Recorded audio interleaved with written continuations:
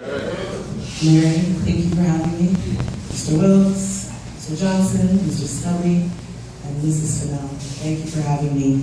In keeping with the spirit of Jamaica, and since I am JA Nursing, and I guess Mary figured that let's invite JA Nursing to come to this town hall meeting as we celebrate all these beautiful J's and really talk about investing into Jamaica.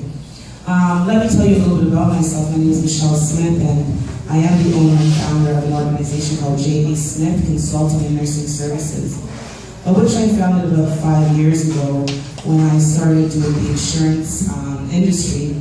And I started to realize that if I was going to people's homes and doing these insurance medicals, and they weren't too knowledgeable or literate about their health, I started to wonder a little bit more about my community.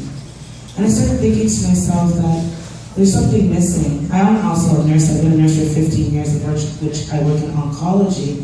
But I started to think to myself that I think that there's something missing with the way that we're being communicated to. And I felt that we need to really address the issue of being literate. And as a community, it's very important to make sure that not only here in Canada we're literate, but I speak literacy globally. Because what affects me here affects my family in Jamaica. And I want us to use also the services to really take time to invest in our health by ways of, for myself especially, I am a healthcare advocate. And what that means is that I go around the community and I go to various different events. My nonprofit organization works with the youths in the community to make sure that we start teaching our youths, West Indian kids in particular, and the youths within the diaspora about their health. I send them home with information in regards to diabetes, hypertension, sickle cell, and all of the diseases that we do have that is plaguing our West Indian culture. And, you know, I'm really, I think, when we're talking about investments, this passion of mine has really stemmed from a tragic incident that happened in my family, where I lost my sister at the age of 37 to cancer, and she had 6 children. And I always thought to myself that, was it her well when she went to Toronto East General that this would have costed her life? I wasn't too sure, but I made sure to make sure that nobody within my culture, within my community, will have that lack of understanding. Hence, JA Nursing has been formed. Yes, I love Jamaica, but the JNBS stands for my children's name, Jessica and Anthony.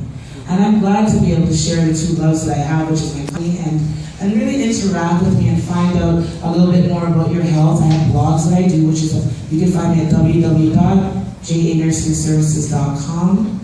I also, you can find me on Twitter, at JANursing, on Instagram, at JANursing. And a lot of my blogs are very culturally specific because I want to make sure that West Indian people are understanding what are our rights and how we navigate this health and social system here, because I have partnership with Toronto Housing and I'm seeing the way our community, I'm seeing the lack of the literacy towards a lot of different issues, and I think really as a community we can all band together and work together to make sure that we are all navigating the system properly.